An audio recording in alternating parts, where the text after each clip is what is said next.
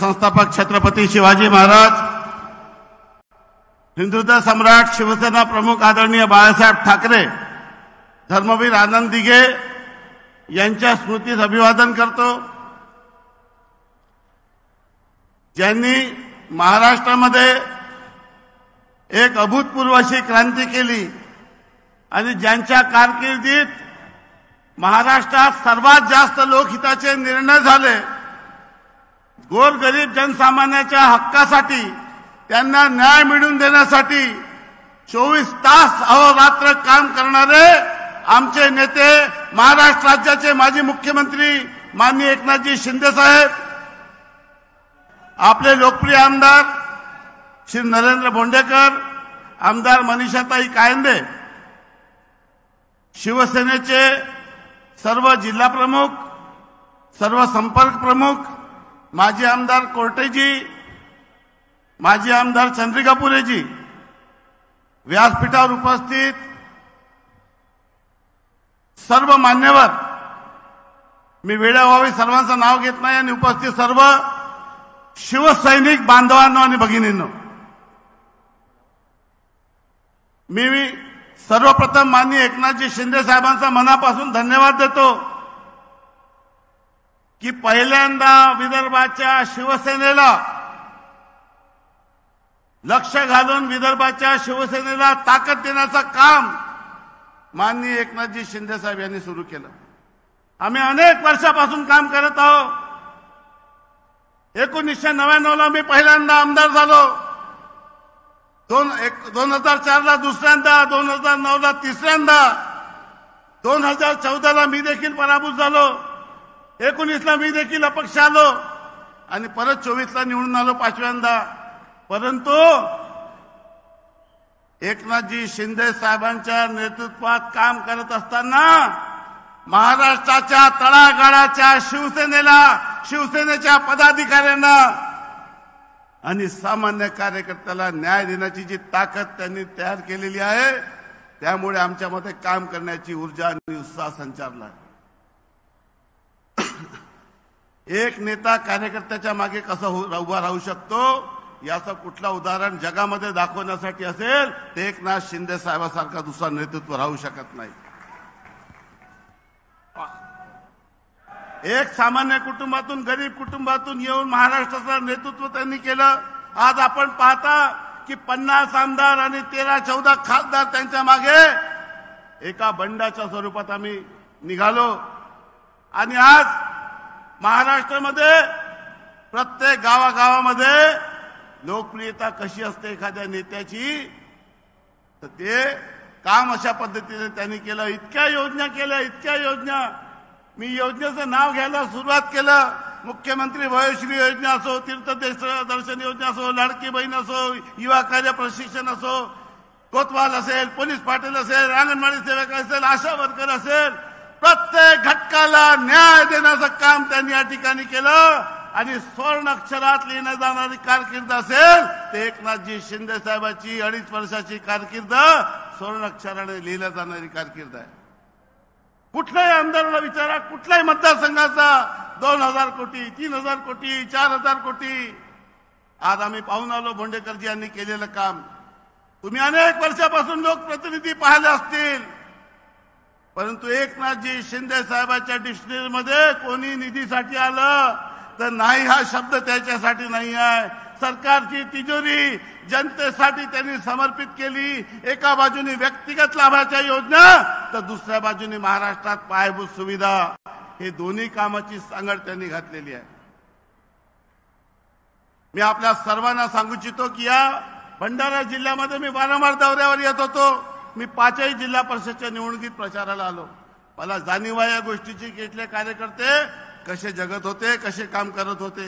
कोणी विचारत नव्हता, कोणी काही करत नव्हता.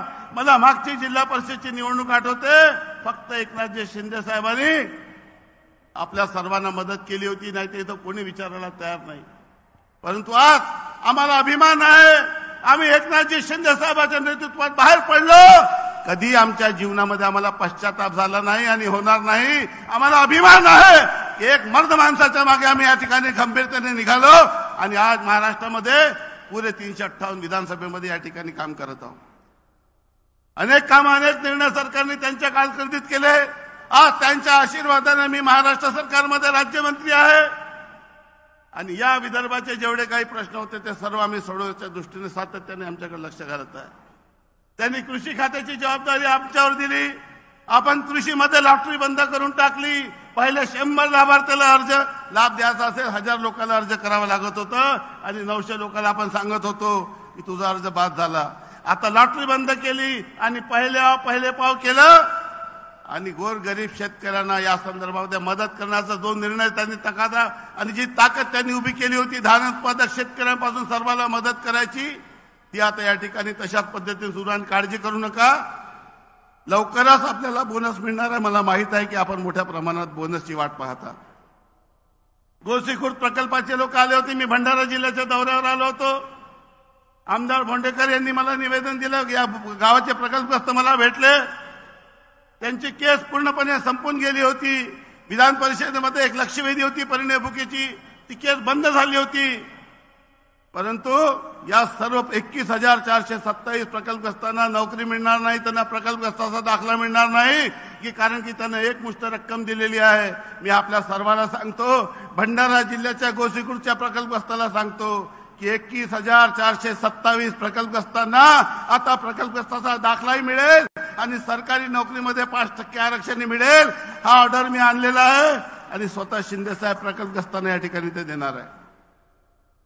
अशक्य होतं, सर्वांनी लॉ अँड ज्युडिशियरी निगेटिव्ह केलं होतं। मी मुख्यमंत्री महोदयाकडे गेलो, आपल्या डिपार्टमेंटची मीटिंग घेतली, अशी नोट लिहिली आणि भोंडेकरजीचा त्याच्यामध्ये पाठपुरावा होता, लोकांचा पाठपुरावा होता आणि तो विषय आपण निकाली लावला।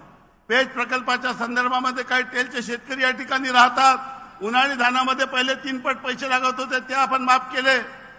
त्यासोबतच अनेक असे निर्णय, आता 1% निधी आपण प्लॅनिंगचा डीपीडीसीचा दिव्यांगासाठी राखून ठेवण्याचा निर्णय केला।